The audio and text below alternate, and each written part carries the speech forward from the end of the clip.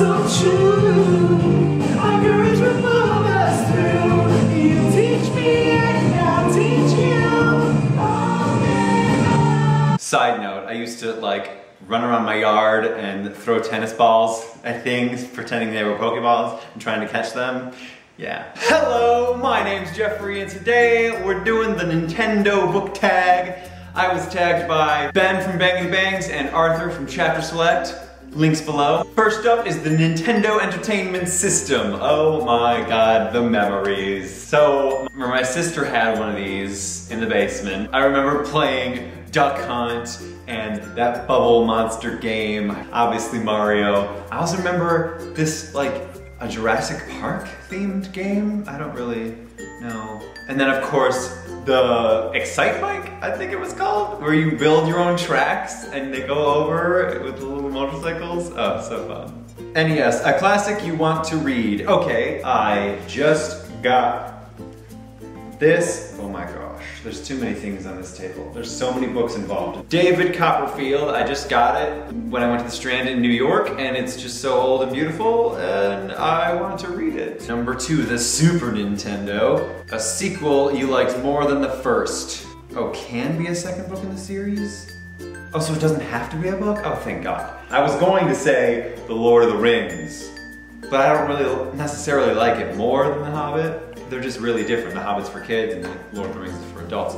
But if it's just open to interpretation, then I'm certainly going to say Halo 2 was the best sequel I've ever played in any video game ever, probably. Do I want to put that on the record? Sure, Halo 2, best sequel, best video game sequel ever.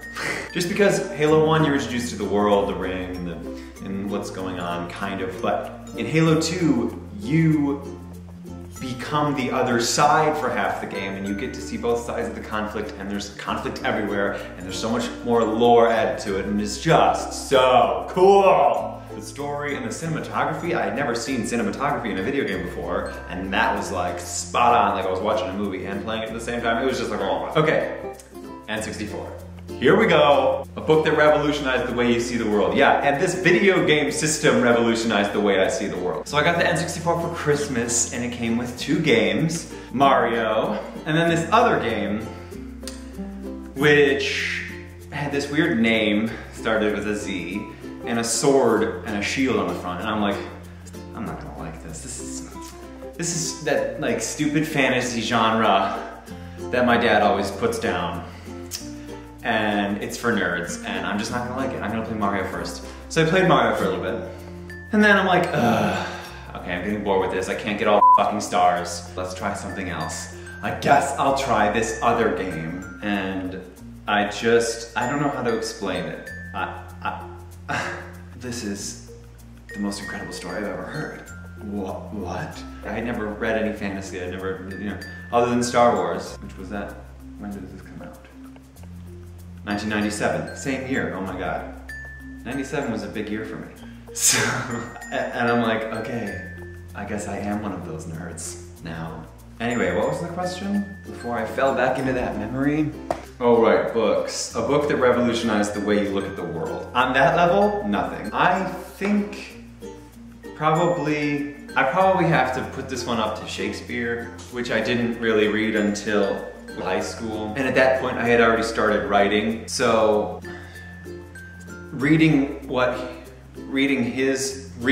and Juliet, I was just like, this is a whole different level of writing that I didn't even know existed, and it's so much more deep and beautiful. And even as a 15, 16-year-old, I understood that. I think when you're that young, you can only really enjoy Shakespeare if you do write and you do know a little bit of what it's about. Let me just read this for you real quick. This is the prologue to Romeo and Juliet, and this is probably what did it for me when I'm like, there's something to this. 2 households, both alike in dignity, in fair Verona where we lay our scene. From ancient grudge break to new mutiny, where civil blood makes civil hands unclean. It's just so freaking poetic. It's just everything's woven together.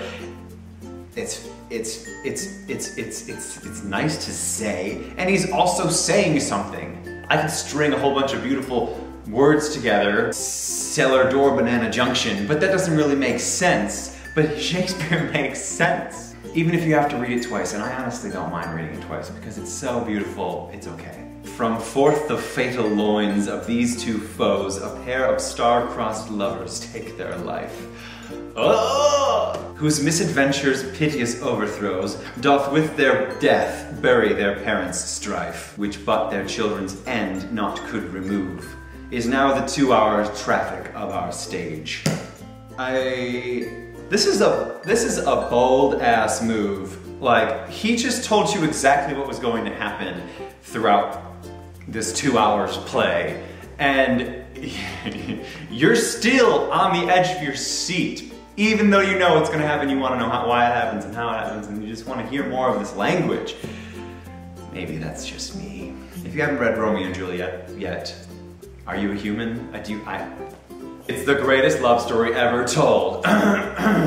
Okay, number 4, GameCube, a popular book that did not go over so well with you. Yeah, I was so stoked for the new Zelda. Loved Ocarina of Time, loved Majora's Mask. And then I saw trailers for Wind Waker, and I was just like, what the f is this? Some cartoon shit. Like, there's a progression going on here from a 2D pixelated world to a 3D beautiful world, and now we're going into a cartoony what the fuck world? No, that's no thank you. Never played Wind Waker, never will, never got a GameCube.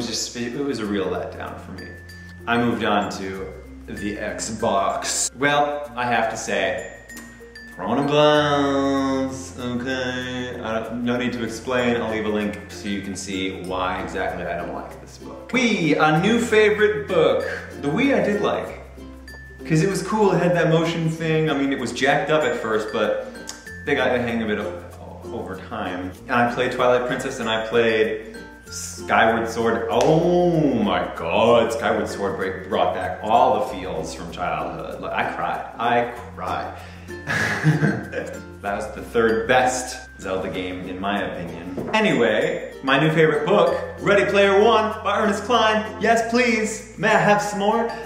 My only gripe with it was that it was 80s and not 90s. If it was 90s, I would have just died while reading it. I would have just died. I would have stopped writing, I would have stopped eating, I would have stopped everything, because there would be nothing ever, I could never write anything singularly as great as this. Thank God he was raised in the 80s and not the 90s, otherwise I'd be a different person right now. Number 6, Nintendo Power, favorite graphic novel series. This is easy. Saga by these two people. Like, as soon as I saw it at my friend's house and looked through it, I'm just like, these images are beautiful. And then I started reading it, and I was like, this story is beautiful, this imagination, this, oh my god, duh. It's addictive. If you haven't read it yet, what the F are you doing with your life? It's inspired me to do my own graphic novel, no spoilers. That's how good it is, guys. It's inspirationally good, which never happens for me. My only inspirations usually only originate from childhood, not anything recently.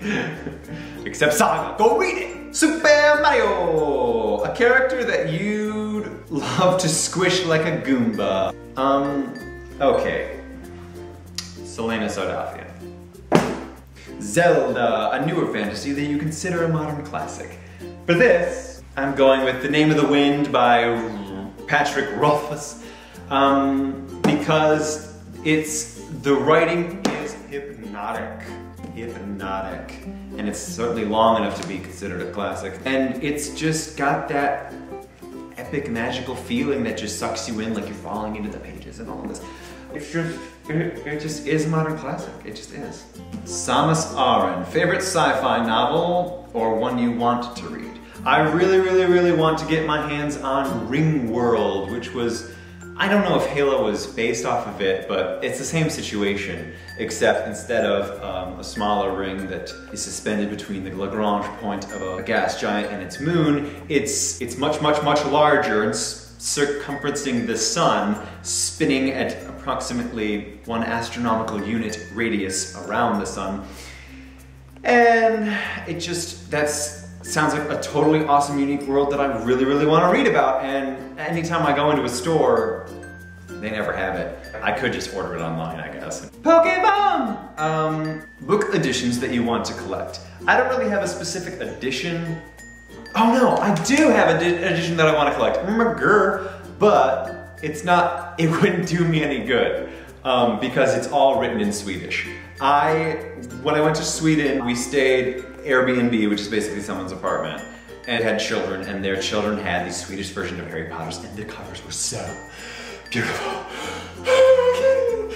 Pictures right here, pictures here. And it just, what does Ben say? Bookgasmic? Bookgasm? Bookgasm. Oh, I'm getting lightheaded from breathing in so heavily. It's just beautiful. Donkey Kong, a book with original characters. Does Donkey Kong really have original characters? Just like a monkey and like his son and like a girl, monkey. They're all monkeys.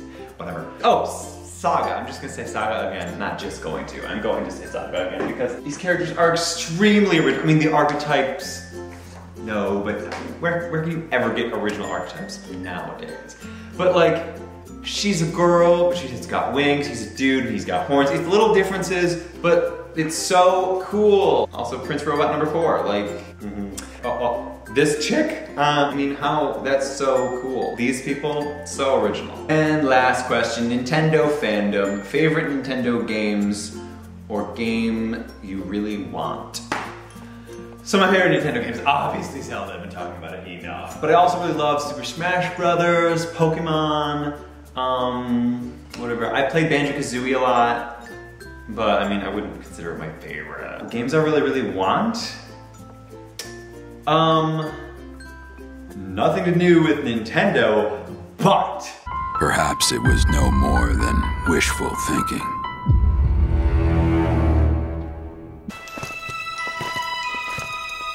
At last, the promise has been made.